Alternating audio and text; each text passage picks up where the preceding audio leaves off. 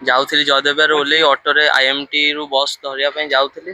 ପଛପଟରୁ ସେ ଡାଇରେକ୍ଟ ଆଣିକି ବାଡ଼େଇଲେ। ମୁଁ ରୋଡ ଉପରୁ ଛିଟକିକି ଯାଇ ଗୋଟେ ଗଛରେ ବାଡ଼େଇକି ରୋଡ ସାଇଡରେ ପଡ଼ିଲି। ନାଇଁ ମୁଁ ଚାଲିକି ଯାଉଥିଲି।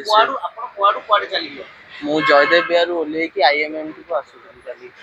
ପଛରୁ ସେ ଡାଇରେକ୍ଟ ବାଡ଼େଇଲେ। ଆଇଏମ୍ଏମ୍ଟି ମାନେ ଆପଣ ସୈନିକ ସ୍କୁଲ ଆଡକୁ ଯାଉଥିଲେ? ଆଇଏମ୍ଟି ସୈନିକ ସ୍କୁଲ ଆଡକୁ ନାହିଁ।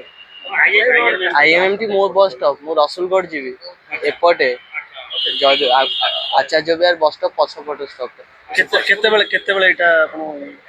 10:30 ପାଖାପାଖି ହବ। ମୁଁ ଷ୍ଟୋର ବାହାରିକି ଯାଉଥିଲି ସେଇ ଟାଇମରେ। ଗାଡି ମାନେ ଗାଡିରେ ଲୋକ ଥିଲେ? ଗାଡିରେ କେହି ଲୋକ ନଥିଲେ, ଡ୍ରାଇଭର ଏକୁଟିଆ ହିଁ ଥିଲା। ଆଚ୍ଛା, ଡ୍ରାଇଭର ମାନେ କଣ ତାପରେ ଆପଣଙ୍କୁ ଧକ୍କା ଦେଲା ପରେ ସେ ଗାଡି ବୁଲେଇକି ପଳେଇବାକୁ ଟ୍ରାଏ କରୁଥିଲା।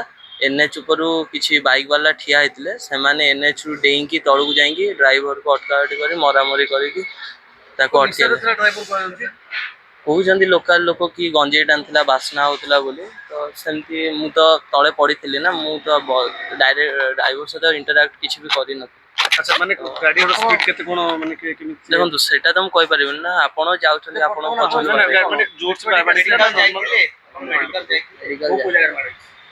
କାନ୍ଧଟା ଏକ୍ସରେ କରେ, କାନ୍ଧ ଉଠେଇ ପାରୁନି। ମେ ବି କାନ୍ଧଟା ଟିକେ ଇଞ୍ଜର୍ଡ ହେଇଛି, ଆଉ ଗୋଡ ଏଇଟା ବି ଫୁଲି ଯାଇଛି, ଉଠେଇ ପାରୁନି। ହାତ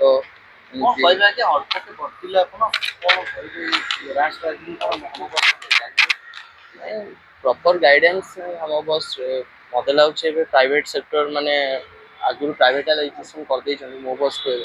ତ ପ୍ରପର ଗାଇଡାନ୍ସ ନାହିଁ ଗଭର୍ଣ୍ଣମେଣ୍ଟର। କୋଉଟାକୁ 9 ନମ୍ବର ବସ୍ ପଟିଆ ଡିପୋରୁ ମାଷ୍ଟର କ୍ୟାଣ୍ଟିନ୍ ଗୋଟେ ଲମ୍ବା ରୁଟ୍ରେ ଯାଏ। ମାଷ୍ଟର କ୍ୟାଣ୍ଟିନ୍ରୁ ବହୁତ ଲୋକ ପଟିଆ ଯାଏ। ତ ଯଦି ବସ୍ରେ କେହି ଲୋକ ନାହାନ୍ତି ତାମାନେ ପ୍ରପର ଗାଇଡାନ୍ସ ଓନ୍ଲି ଡ୍ରାଇଭର ଅଛି, କଣ୍ଡକ୍ଟର ବି ନାହିଁ। ତ ସେ ବସ୍କୁ ତ ସେବା ଅନ୍ତର୍ଭୁକ୍ତ କରିଦେବା କଥା। ପଛପଟ।